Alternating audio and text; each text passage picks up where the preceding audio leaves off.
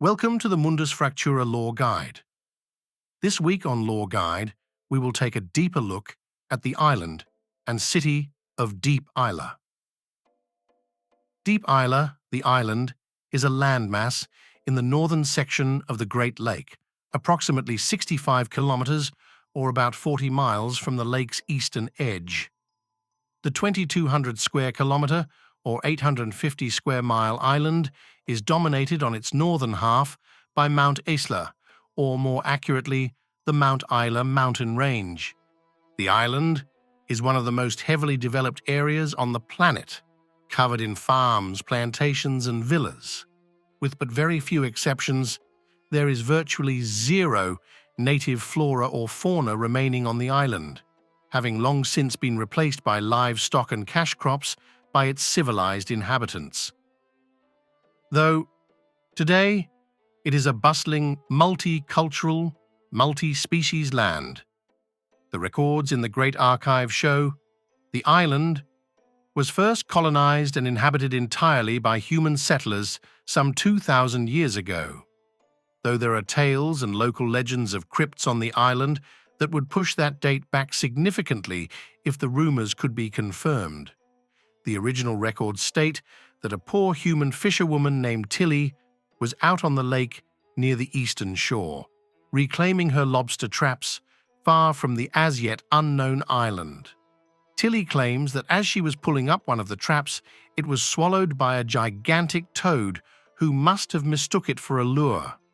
The rope of the trap became wrapped around the woman's arm and pinned her against the side of the boat. Tilly screamed for help, hoping that other nearby fishing folk would hear her, but it was too late. The toad swam rapidly to the west, out to the open waters of the Great Lake. Before too long, the intense pain on her arm from the tugging toad and pull of the rope became too much, and she blacked out. She awoke sometime later in pain, shaking from the cold lake mist and night breeze. She lay on a wet basalt flat, on an unfamiliar shore, amongst the shattered remains of her small boat and lobster traps, her arm purple and painfully dangling at her side. She scanned the unknown coastline for her inadvertent abductor, but the great toad was nowhere to be found. Then she saw it. In the distance, a little further inland, she could see a faint light glinting through the palms and fern. Tilly collected herself, walked across the basalt shoreline to the nearby forest edge. The palm and fern coastal cover shortly gave way to a broad, open, tall grass field. There in the small verdant sea, strange iridescent orange fruit seemed to float in the grass tops. They glowed like lantern boats in a summer festival, swaying and bobbing in the breeze. Tilly inspected the strange glowing orbs, whose sweet, inviting aroma all but begged her to have a taste. And taste she did.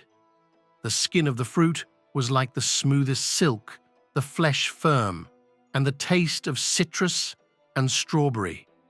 Then a slight burning began in her fingertips, which quickly subsided into a strange warmth which washed over her body in slow waves.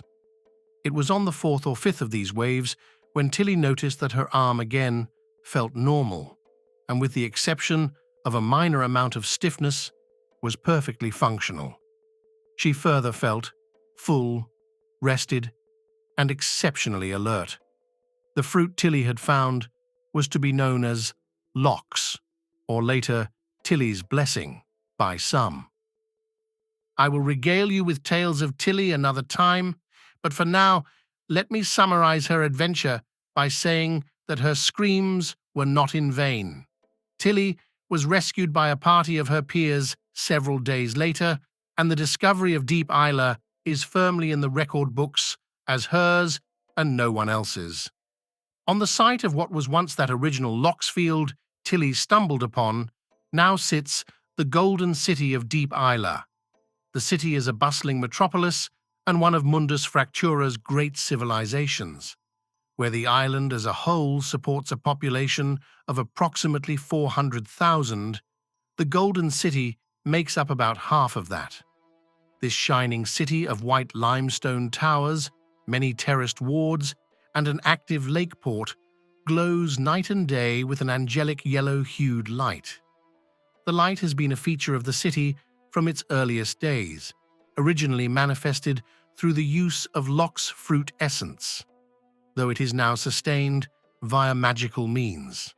The city grew rapidly, incredibly prosperous from surrounding agricultural windfalls. It is a center of trade, research, culture, and magical item fabrication, a nexus point of magical innovation, and boasts that, and I quote directly from the brochure here, "All within the light of the Golden City shall access the weave in safety." End quote. Though strangely, records are limited on the specific details of this topic, even in those of the impressive Great City Archive. The city of Deep Isla is in fact a rare, stable magic zone.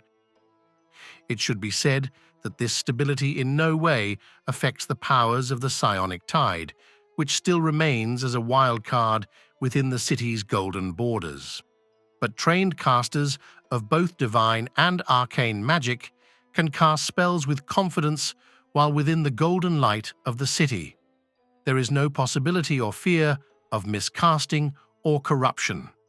I say trained, as connection to the weave within the city is more arduous than it is elsewhere on Mundus. A regular Jane, Joe, or Kelly on the street cannot simply try to bang out an illuminate cantrip. Even the simplest of spells require training and proper skill to attempt. Moreover, this arduousness limits as to how often spells can be cast based on an individual caster's skill and constitutive connection to the weave. Or in layman's terms, if you're an apprentice-level caster, you cannot cast master-level spells. You will also run out of magic power faster than an experienced archmage. It is both a blessing and a curse. Regardless of this, the feature makes the city ideal for magical research and the fabrication of magical goods, the source of its current prosperity. Before I conclude, it should be noted to you, the listener, that there is, how shall I put this? There is a quiet, almost imperceptible, dark droning chord in this seemingly glorious glowing symphony of culture and civility.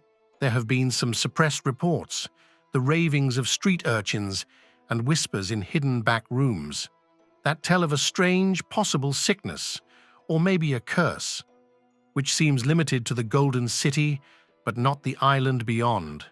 Occasional disappearances from the citizenry, perceived crazy beggars that have claimed they have been robbed of their magic power. Magical items and potions that the day before possessed great power, then found to be nothing more than mundane the next morning. The reports are sporadic, the records few and guarded, but there is a dim din in the unseen corners of this city of light of which you should be aware. That is all for this time. I hope you have enjoyed this episode.